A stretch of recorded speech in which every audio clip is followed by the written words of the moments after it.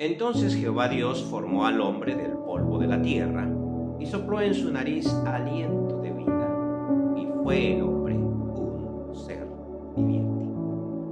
Obviamente aquí estamos ante un clásico antropomorfismo, es decir, cuando a Dios se le describe como si fuese un ser humano.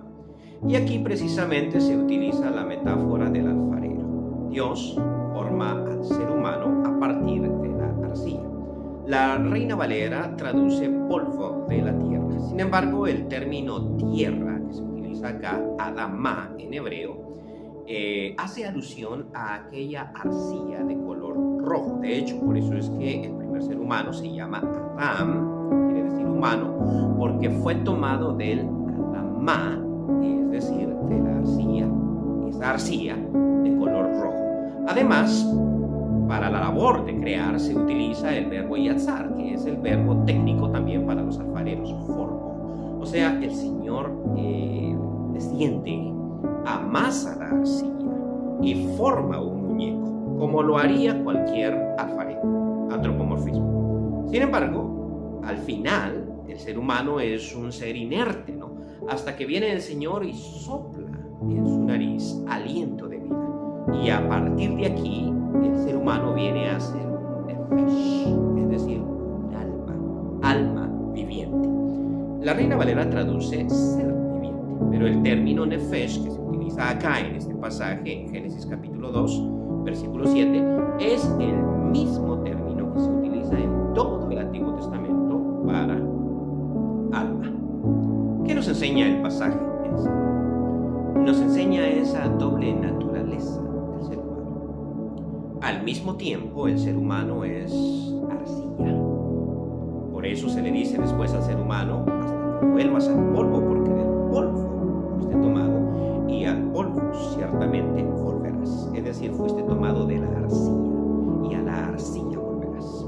El ser humano es un ente físico, pero al mismo tiempo, y a diferencia de todos los otros entes que habitan este planeta, el ser humano es un ente espiritual. El Señor forma las plantas, el Señor forma los animales, pero solamente en el ser humano sopla aliento de vida. Entonces nosotros tenemos una naturaleza física y tenemos al mismo tiempo una naturaleza espiritual, diríamos así, una naturaleza divina. Y por eso estamos tanto ligados a esta creación como ligados al mundo espiritual. Solo el ser humano puede transitar en ambos mundos. De hecho, en la historia del pensamiento cristiano siempre se ha exaltado una de las dos facetas del ser humano en detrimento de la otra. En la iglesia antigua, por ejemplo, existía una corriente filosófica llamada gnosticismo, que se mezcló con el cristianismo, y que formó una herejía que decía que todo lo físico era pecaminoso y malo por naturaleza. De hecho, los primeros monjes franciscanos, por ejemplo, utilizaban como parte de su atuendo una bolsita con cenizas, y esto era para cuando fuesen invitados por alguien a participar de un alimento suculento. Ellos agarraban cenizas que portaban en esa bolsita y las regaban sobre la comida para no sentirle sabor a la comida. Y por eso precisamente uno de los 7 pecados capitales era la gula, la negación de la parte física del ser humano. Nosotros somos entes físicos, tenemos un cuerpo, o somos un cuerpo, somos carne, y como tal tenemos que cuidar nuestro cuerpo y al mismo tiempo cuidar a la creación en la cual nosotros estamos insertados, o mejor dicho, de la cual nosotros somos parte.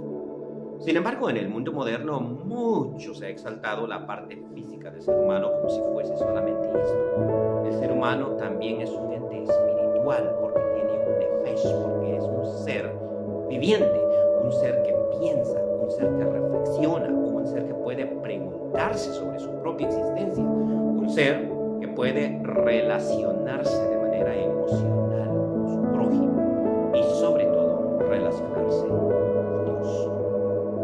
Es un ente sumamente complejo. Es al mismo tiempo físico y al mismo tiempo espiritual. Ya veíamos nosotros en el relato previo de la creación esta misma naturaleza texto dice, ahora hagamos al hombre a nuestra imagen y a nuestra semejanza.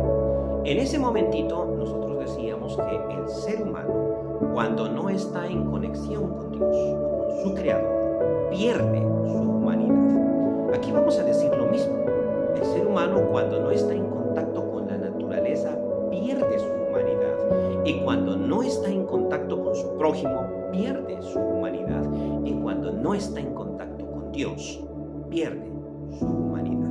Tenemos que cuidar todas esas esferas del ser humano. Que el Señor los bendiga.